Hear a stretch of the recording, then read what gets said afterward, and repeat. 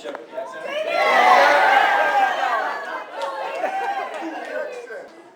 When you realise you want to spend the rest of your life with somebody, you want the rest of your life to start as soon as possible.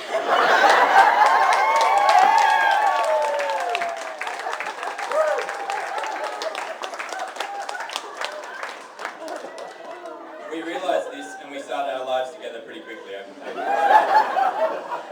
Just a week after we later termed our lost weekend, I met Victoria's mother Marjorie and her beloved spoodle, Gus. In our first month of being together, I wanted to make my intentions to Victoria pretty clear, so I hunted down a discontinued 60s Georg Jensen ring on a website. Didn't need further pretension again. I ended up buying it from 3 middle-aged women out of the boot of a Volvo at the back of Erskineville Station in a somewhat bizarre black market exchange. I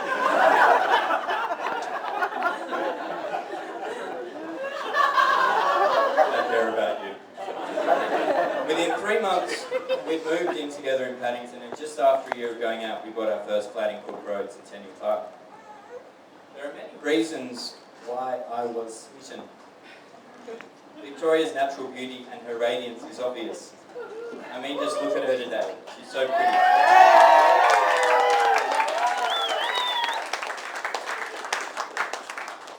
Victoria has a huge smile and an infectious happiness that people respond to. Even the grumpiest looking people we come across seem to perk up when she starts talking to them. It's a bit like the force that Obi-Wan Kenobi uses on the Stormtroopers in Star Wars. She just looks at people and they say, yes, yeah. It's a real gift. She's the most loyal person I've ever met. I think this is evidenced by the amount of weddings she's attended as a bridesmaid. I can tell you, it's a ridiculously high number. Victoria is fiercely intelligent, has an impressive way of reasoning and arguing a point.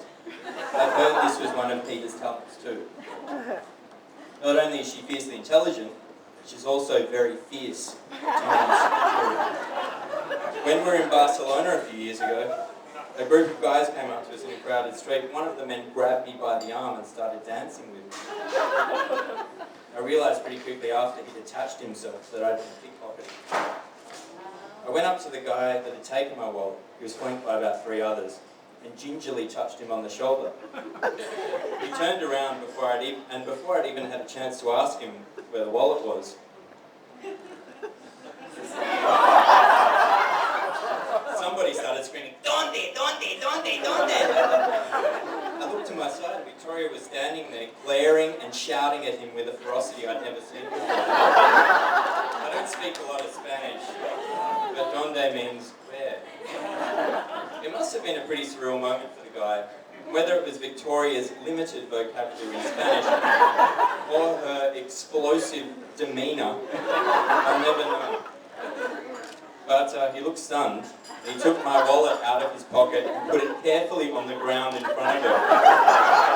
Then the 4 guys proceeded to run off.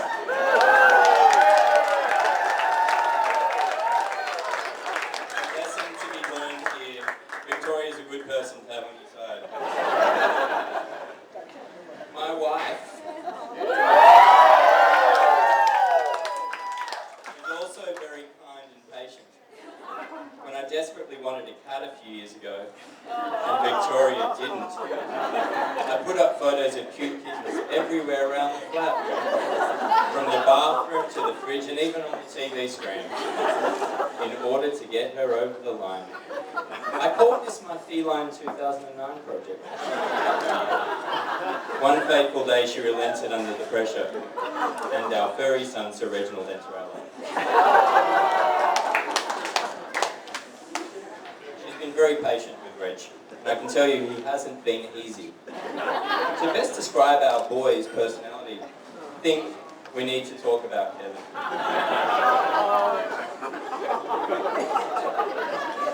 Knocking over lamps, playfully flicking jewellery off Victoria's chest of drawers, and waking her up in the wee hours by suckling on her pyjamas, and attention-seeking habits like noisily unthreading the carpet at 4 a.m.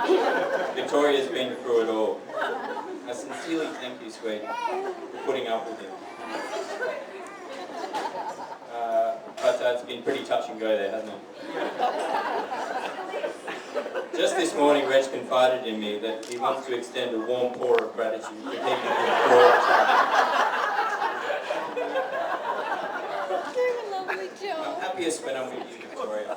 And I'm really excited about the next stage in our lives. I've enjoyed spending time with your family, from the weekly delicious Tuesday dinners at Marjorie's listening to Leonard Cohen, through to planning our wedding. I've had a great time getting to know both of you, Marjorie and George, not to mention little Ben. It's great that we can all get on so well, and I'm looking forward to being part of your family. I'd like us all to raise a glass to Marjorie, George and Ben.